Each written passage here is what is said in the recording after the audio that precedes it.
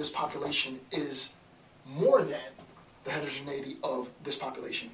This population is more heterogeneous than this population. There's more diversity in this population than this population, because this population has, let's just say, whites, blacks,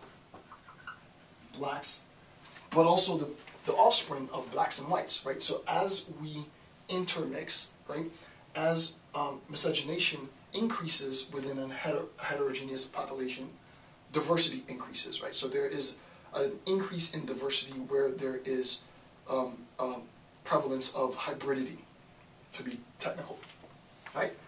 So we recognize, and this is what the graph is attempting to demonstrate, that we have now, right, a population where we have, and this is just, you know, just a visual, right, where we have offspring as a consequence of miscegenation, which I don't like the concept, but that's what we have. And what happens in this is that we can have further miscegenation, right? We can have further mixing of the race. Obviously, these individuals are identified, and later we'll talk about politics of identity, but these individuals are inherently mixed, right? They're part white, part black, create this unique identity, right? And there's a lot of discourse on the identity of mulatto individuals, right? What is their politics of identity? I'm not going to get into that now. This is just a visual. The mixing, quote unquote, and again, all of these terms for me are just archaic, but this is the terms that we, and unfortunately we have to talk about this stuff, but the mixing of two hybrids creates another hybrid, right? So, and we'll identify it visually like that, right? So we have a homogeneous population, a heterogeneous population, another heterogeneous population. This population has more diversity than this population, and this population has more diversity than this population, because this population has 1, 2, 3, and 4. Oh, right. So in the diagram on the PDF, you'll have white, black, a dark gray, and a light gray. I've identified these as hybrid 1, and hybrid 2.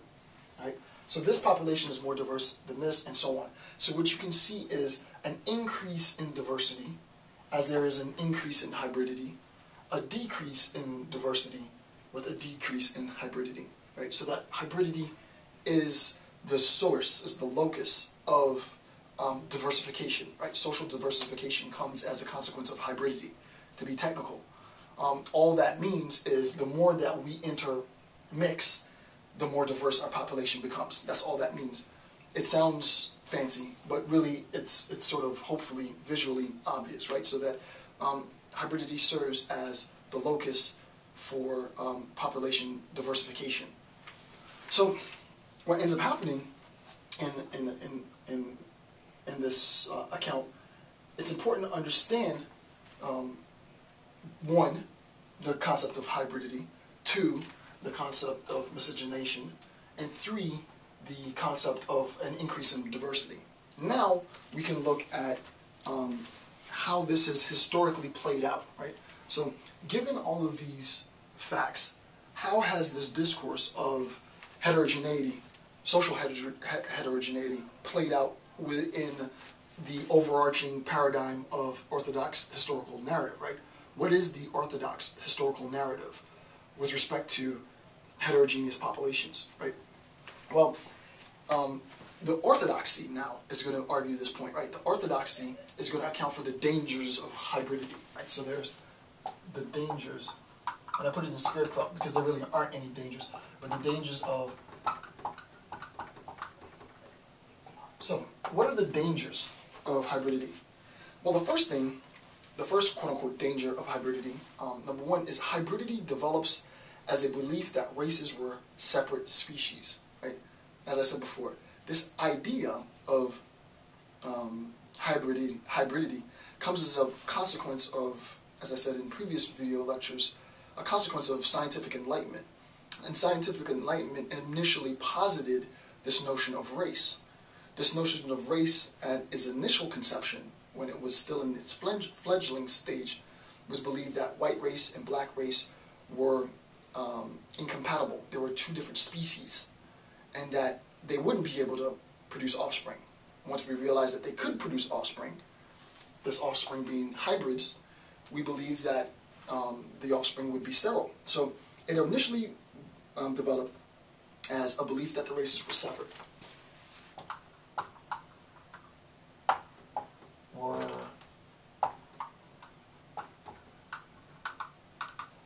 Right, so that's the initial belief.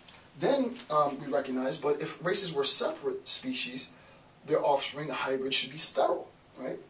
So we believe that if they are separate, the offspring, hybrids, should then be sterile, right? We believe that the offspring should be sterile. Now, 3, we recognize as a product of miscegenation, race mixing, as a product of miscegenation, hybrids represent a dilution, and this is important, right? A dilution, a diminution of power of the white race. The belief is, here we have a homogeneous population. It doesn't just have to be white. As a matter of fact, the discourse between Hutu Tutsi in the Rwandan genocide unfolds as a discourse of purity as well, right? Both parties arguing for who is more biologically pure.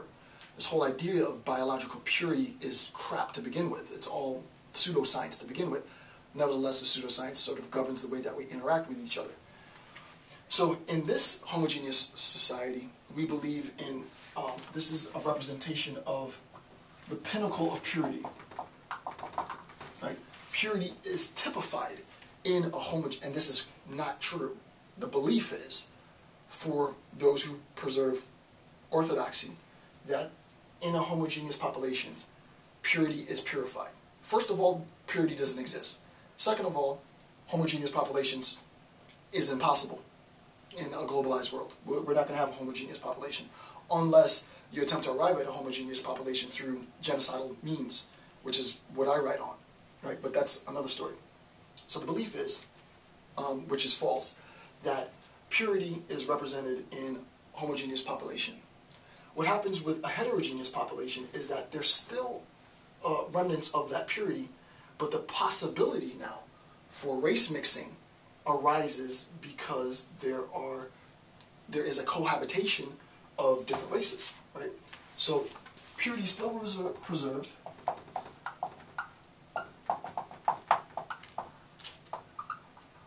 Purity is still preserved in a heterogeneous population, but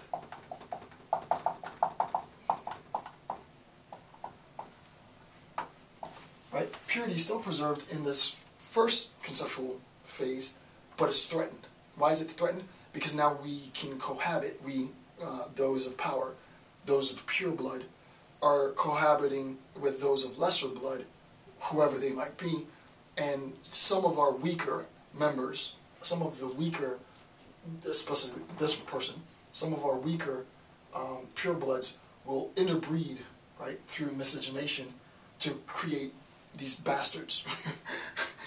This discourse is it's just profoundly absurd, but this is the narrative, right? So that purity is still preserved, but it's threatened by this cohabitation. In this state of affairs now, this hybrid is a representation, the mulatto is a representation of the loss of purity, right? The hybrid is a representation of the dilution, the diminution, the loss of purity. So if it's Hutu and Tutsi that are interbreeding and their offspring, it's a loss of power for the dominant class, right? Black, white are interbreeding, quote unquote, the word just sounds so biological, but black, white are interbreeding, just to be vulgar. The mulatto is a loss of the power of the white race, right? So that within that person, there's less power than the original white race had. It's this concept that is specifically implemented in post-colonial, not post-colonial,